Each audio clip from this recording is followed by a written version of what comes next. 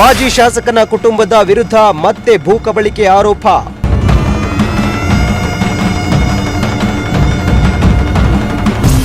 ಅಧಿಕಾರ ಇದೆ ಎಂದು ಬಡವರ ಜಾಗವನ್ನ ಲಪಟಾಯಿಸಲು ಮುಂದಾದ್ರ.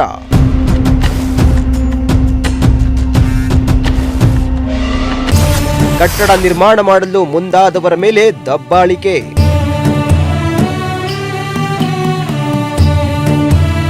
ತುಮಕೂರು ಜಿಲ್ಲೆಯ ಪ್ರಭಾವಿ ರಾಜಕಾರಣಿ ಮಾಜಿ ಶಾಸಕನ ವಿರುದ್ಧ ಸಾಲು ಸಾಲು ಭೂ ಕಬಳಿಕೆ ಆರೋಪಗಳು ಕೇಳಿಬಂದಿದ್ದು, ಇದೀಗ ಮತ್ತೊಂದು ಭೂ ಕಬಳಿಕೆ ಆರೋಪ ಕೇಳಿಬಂದಿದೆ. ಇಷ್ಟು ದಿನ ಸರ್ಕಾರಿ ಜಾಗಕ್ಕೆ ಕನ್ನ ಹಾಕುತ್ತಿದ್ದವರ ಬಗ್ಗೆ ಗಂಭೀರ ಆರೋಪ ಕೇಳಿಬಂದಿದ್ರೆ, ಇದೀಗ ಬಡವರ ಜಾಗವನ್ನ ಕಬಳಿಕೆ ಮಾಡಲು ಮುಂದಾಗಿದ್ದಾರೆ ಎಂಬ ಆರೋಪ ಕೇಳಿಬಂದಿದೆ. ಅಲ್ಲದೆ ಸೆಟಲ್ಮೆಂಟ್ಗೆ ಬನ್ನಿ ಅಂತ ಇರೋದಲ್ಲದೆ ಪ್ರಾಣ ಬೆದರಿಕೆಯನ್ನ ಹಾಕ್ತಾ ಇದ್ದಾರೆ ಎಂದು ಬಡ ಮಹಿಳೆಯೊಬ್ಬರು ಗಂಭೀರ ಆರೋಪ ಮಾಡ್ತಾ ಇದ್ದಾರೆ.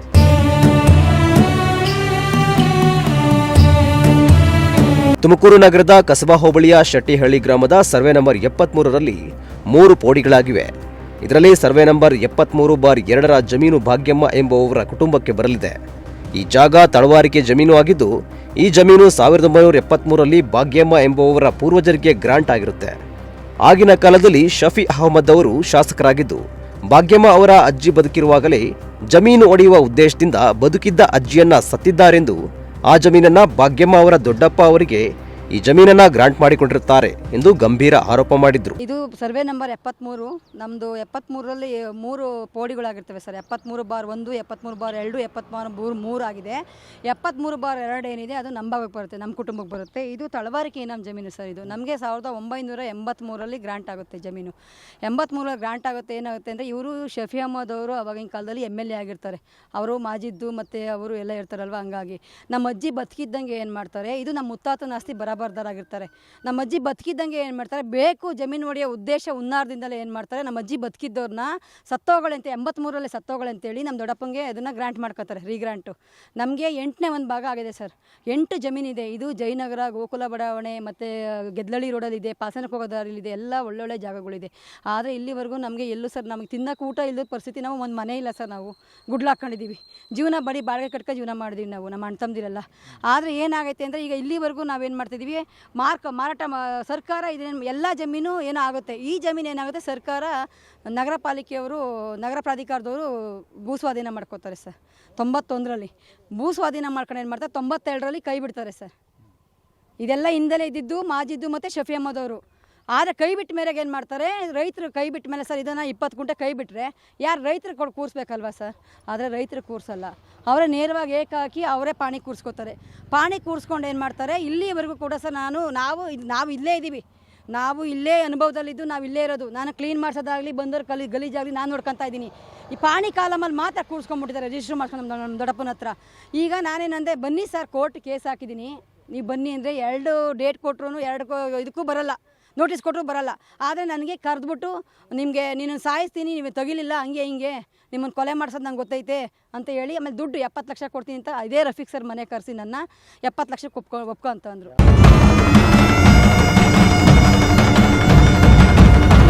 ಇನ್ನು ಶೆಟ್ಟಿಹಳ್ಳಿ ಗ್ರಾಮದ ಸರ್ವೆ ನಂಬರ್ 73/2ರಲ್ಲಿ ಇದ್ದ 20 ಗುಂಟೆ ಜಾಗವನ್ನ 1991ರಲ್ಲಿ ತುಮಕೂರು ನಗರ ಪ್ರಾಧಿಕಾರದವರು ಭೂ ಸ್ವಾಧೀನ ಮಾಡಿಕೊಂಡಿದ್ರು. ಆದರೆ 1992ರಲ್ಲಿ ಭೂ ಸ್ವಾಧೀನ ಪ್ರಕ್ರಿಯೆಯನ್ನ ಟೂಡಾ ಕೈಬಿಟ್ಟಿತ್ತು. ಟೂಡಾ ಕೈಬಿಟ್ಟ ಬಳಿಕ ಈ ಜಾಗವನ್ನ ಬಡ ರೈತರಿಗೆ ಕೊಡಬೇಕಿತ್ತು. ಆದರೆ ಈ ಜಾಗದ ಪಾಣಿಯಲ್ಲಿ ರಫಿ ಅಹಮದ್ ಹೆಸರು ಇತ್ತು. ನಮ್ಮ ದೊಡ್ಡಪ್ಪ ಅವರಿಂದ ಬರೆಸ್ಕೊಂಡಿದ್ದಾರೆ ಎಂದು ಭಾಗ್ಯಮ್ಮ ಮಾಜಿ ಶಾಸಕ ಶಫಿ ಅಹಮದ್ ಹಾಗೂ ರಫಿ ಅಹಮದ್ ವಿರುದ್ಧ ಗಂಭೀರ ಆರೋಪ ಮಾಡಿದ್ದಾರೆ. ಅಲ್ಲದೆ ಈ ಜಾಗದ ವಿಚಾರವಾಗಿ ಭಾಗ್ಯಮ್ಮ ಅವರು ಕೋರ್ಟ್ನಲ್ಲಿ ದಾವೆ ಹೂಡಿದ್ದು, ಆದರೆ ಈ ವಿಚಾರಣೆಗೆ ಮಾತ್ರ ಹಾಜರಾಗ್ತಿಲ್ಲ.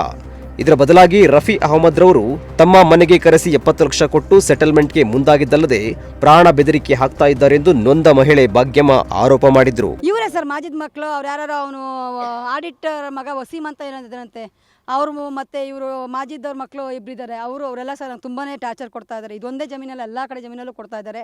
ಈಗ ಸರ್ ನಾನು ಹೇಳ್ತಾ ಇದ್ದೀನಿ, ಇದು ಟೂಡಾ ಅಕ್ವೈರ್ ಆದಮೇಲೆ ಕೈ ಬಿಟ್ಟ ಮೇಲೆ ರೈತರು ಕೂರಿಸಿಲ್ಲ, ನಮ್ಮ ದೊಡ್ಡಪ್ಪನ ತಾವೇನೋ ಸೈನ್ ಹಾಸ್ಕೊಂಡಿದ್ದಾರಂತೆ. ದೊಡ್ಡಪ್ಪನ ಭಾಗ ನೀನು ತಗೊಳಪ್ಪ, ನಮ್ಮ ಅಣ್ಣ ತಮ್ಮಂದಿರು ಇಬ್ಬರು ಇದ್ದು ನೀನು ಹೆಂಗೆ ನಮ್ಮ ಅಪ್ಪನ ಭಾಗ ಕೊಡೋಲ್ಲ. ಒಂದು ನೋಡ್ರಿ, ಇದು ಮಾರಾಟ ಆಗ್ಬೇಕಾದ್ರೆ 15 ವರ್ಷ ಪರಬಾರ ಅಂತ ಷರತ್ತಿದೆ. ಆದರೂ ಇಲ್ಲಿವರೆಗೂ ಅದನ್ನು ಉಲ್ಲಂಘನೆ ಆಗಿದೆ. DC ಅವ್ರ ಪರ್ಮಿಷನ್ ಆಗಿಲ್ಲ. ಮತ್ತು ನಗರ ಪಾಲಿಕೆ ಇದು ಕನ್ವರ್ಷನ್ ಆಗಿದೆ ಅಂತಾರೆ. ಕನ್ವರ್ಷನಲ್ಲಿ ಸರ್ ಹಿಂಬರ ತೊಗೊಂಡಿದ್ದೀನಿ ನಾನು. ಅದು ಕೂಡ ಹಿಂಬರ ಸಿಕ್ಕಿದೆ ನನಗೆ ಕನ್ವರ್ಷನ್, ಅದು ಕೂಡ ತೋರಿಸ್ತೀನಿ. ಹಿಂಬರ ಕೊಟ್ಟಿದ್ದಾರೆ, ಏಕಖಾತೆ ನಿವೇಶನ ಮಾಡಿಕೊಂಡು ಸೈಟ್ಗಳು ಮಾಡಿದ್ದಾರೆ.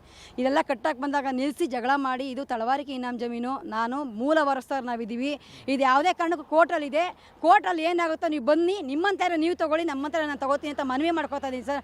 ದುಡ್ಡು ಕಾಸು ಕೊಡ್ತೀವಿ ಅಂತ ನಿನ್ನೆಯನ್ನು ಕೂಡ ಆಫೀಸಿಗೆ ಕರೆಸಿದ್ದಾರೆ, ಹೋಮ್ ಮಿನಿಸ್ಟರ್ ಆಫೀಸು, ಅಲ್ಲಿ ಸ್ಪೆಷಲ್ ಆಫೀಸರಿಗೆ ಕರೆಸಿ ಮಾತುಕತೆ ಮಾಡಿ ಸೆಟ್ಲ್ಮೆಂಟ್ ಮಾಡಿ ಅಂತಾರೆ ಸರ್. ಯಾಕೆ ಸರ್ ಸೆಟ್ಲ್ಮೆಂಟ್ ಮಾಡಬೇಕು ಅವ್ರದ್ದಾದ್ರೆ ಜಮೀನು? ಇನ್ನು ಪೂರ್ವಜರ ಜಮೀನಾದ ಶೆಟ್ಟಿಹಳ್ಳಿಯಲ್ಲಿ ಸರ್ವೆ ನಂಬರ್ 73/2ರಲ್ಲಿ ಇರೋ ಪೂರ್ವಜರ ಜಮೀನಿನಲ್ಲಿ ಸೂರಿಲ್ಲದೆ ಭಾಗ್ಯಮ್ಮ ಅವರು ಸೈಟ್ನಲ್ಲಿ ಕ್ಲೀನ್ ಮಾಡಿಸಿ ಚಿಕ್ಕದಾಗಿ ಮನೆ ಕಟ್ಟಲು ಮುಂದಾಗಿದ್ರು.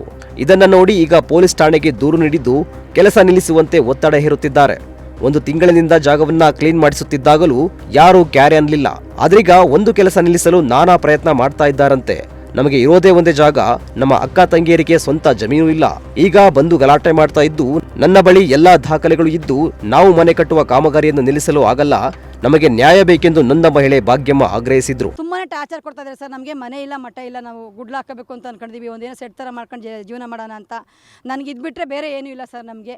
ಸರ್ ಮತ್ತು ಪೊಲೀಸ್ನವ್ರಿಗೆ ಈಗ ತಿಂಗಳಿಂದ ನಾನೆಲ್ಲ ಕ್ಲೀನ್ ಮಾಡ್ಕೊಂಡು ಬಂದಿಲ್ಲ. ಈಗ ಪೊಲೀಸ್ ಸ್ಟೇಷನ್ಗೆ ಹೋಗಿ ಕಂಪ್ಲೇಂಟ್ ಕೊಟ್ಟಿದ್ದಾರೆ ನನ್ನ ಮೇಲೆ.